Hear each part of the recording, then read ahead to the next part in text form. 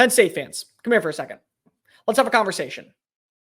I not only think that you can, I think that you will defeat Michigan on Saturday in Happy Valley.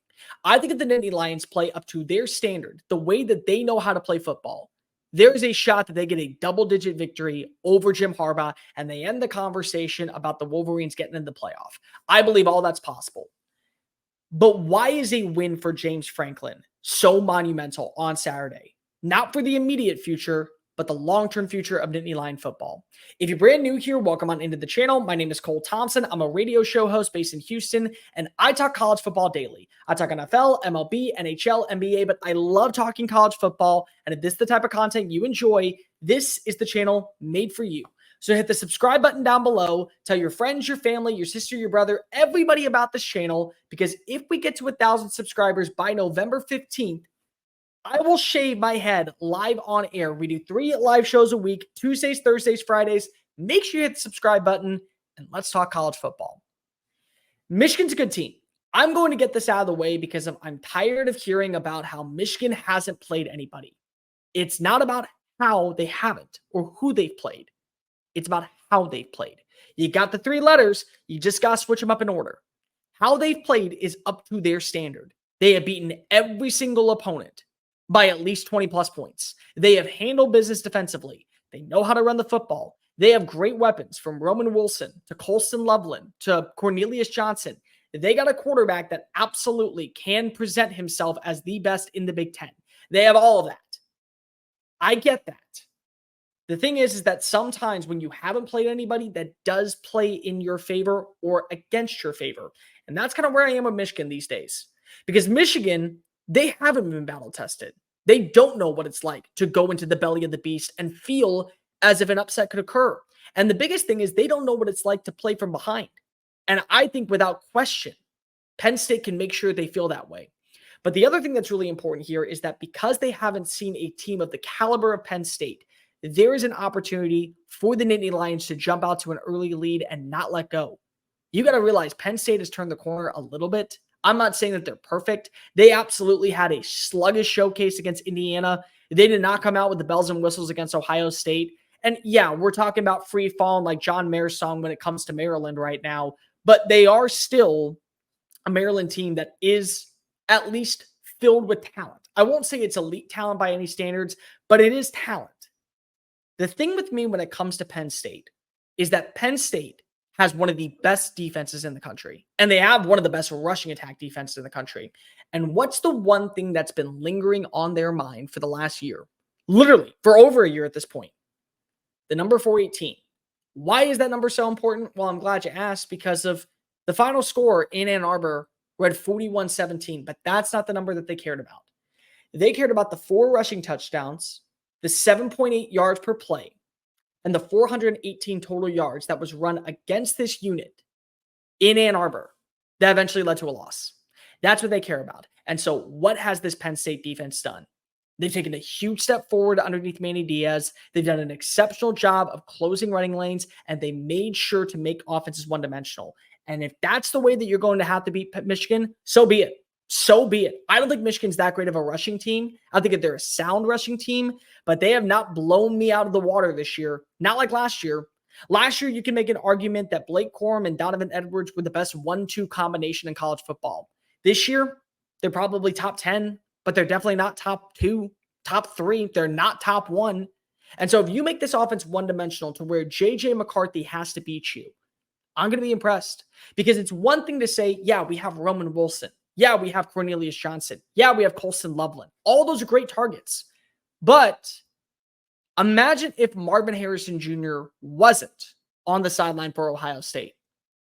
We talking about an undefeated Penn State team? We could be. Or at least we could be saying that that game went to overtime and that neither offense looked sound or crisp or really sensical. It just was a team that was playing bully ball defensively. And as long as you have a good defense, like Michigan has, like Ohio State has, like Penn State has, you stand a shot. And as long as you're able to go ahead and give your best effort on that side of the ball, your offense will come to life. The 2 things that I have an issue with when it comes to Penn State. Penn State's offense has yet to really hit their stride. They constantly are finding their ways to be small-minded and not explosive. And this is a game where probably you have to be explosive. You have to be able to take the top off of a Michigan defense. You have to see when a challenge presents itself, an opportunity for you to reach out and find a Dante Cephas downfield, to find a Kendre Lambert-Smith downfield, find a Tyler Warren across the middle, a Theo Johnson. One of these guys has got to be able to get open.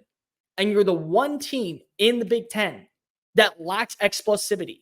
You got a great rushing attack. Nobody is going to deny that Katron Allen and Nick Singleton, I said last year, they were the best young running back duo in the country, and they may be the best running back duo in the country this year. They're good.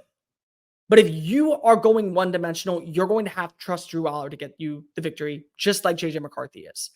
But I said at the start of the video, why is this win important for James Franklin? Why is this game the one that you want to hold your hat on? And it's not because of you will be the David versus Goliath type of mantra, because Penn State's good. Like, I'm tired of saying that, oh, well, Penn State played down to the level of Indiana. You all have one random ass game. You can make the same argument with Ohio State. You can make the same argument with Texas. You can make the same argument with Florida State, with Washington. Every team has that mantra at some point. Auburn nearly beat Georgia. It's not that. It's that in the future of the college football playoff, there will be 12 teams.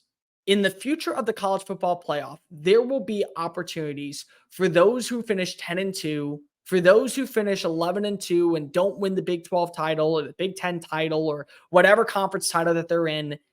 They still have a shot of making the CFP. And then once there, it's all based off of matchups and situations and how healthy you are. But that's not really what I'm here to say. In a new era of the Big Ten and in a new era of college football playoff lore, don't you want to be able to say you did it beforehand? Isn't that the main thing? Because James Franklin, I don't think is an overrated coach. And the entire argument that I have with people is when they say Penn State has got to move off of James Franklin. Okay, who are you getting that's better? That's the argument I always have to stand the test of time with. Because, yeah, you can make the argument when it comes to Jimbo Fisher. Jimbo Fisher is not meeting expectations in College Station. James Franklin just can't win 2 games. He can't beat Penn State. He can't beat Michigan, and he can't beat Ohio State. And that's really it. But outside of that, he's winning 10 plus. He's finding ways to go ahead and be successful on the recruiting trail. He's punching out future NFL talent. And yeah, there's a lot of it on this roster. The problem is that don't you want to be able to say when it was 4 teams, we handle business? Because once you get to the 12, it just feels like, oh, we did our job. We didn't lose to a Rutgers. We didn't lose to a Wisconsin. We didn't lose to a Michigan State. We did that. We just lost to the 2 teams that we knew were going to be in the playoff. It changes your persona. It changes the way that people view you. And by the way, there are 4 teams coming to the Big Ten next year, and 3 of them are automatically, in my opinion, going to be front runners to at least make the CFP. So nothing is guaranteed anymore for you. But a win here ends all negativity around James Franklin, because it does show he can win the big game. And it's going to be really important to see you be able to beat up on Michigan, because Michigan right now, they don't know what it's like to face off against another bully. Think of it as the paradox theory of immovable objects. When an unstoppable force meets an immovable object, the unstoppable force right now could be Michigan on a collision course all the way to Indianapolis. And the immovable object is that Penn State defense.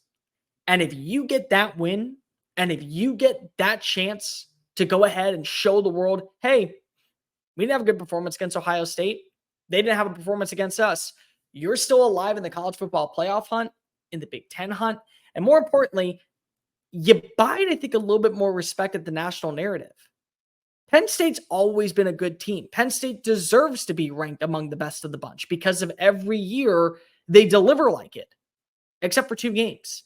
And if you want to be able to put yourself in that same wagon alongside Ohio State and Michigan, you have to win one of them. I've always been a proponent to say that there are 4 tiers in the Big Ten. Tier 1 is Ohio State and Michigan. Tier 3 is the Minnesotas, the Wisconsins, the Purdues, the you could probably throw in Iowas of the world. Tier 4, it's the Illinois, it's the Indianas, it's the Rutgers, it's the bottom dwellers. And Tier 2, standing alone, is Penn State.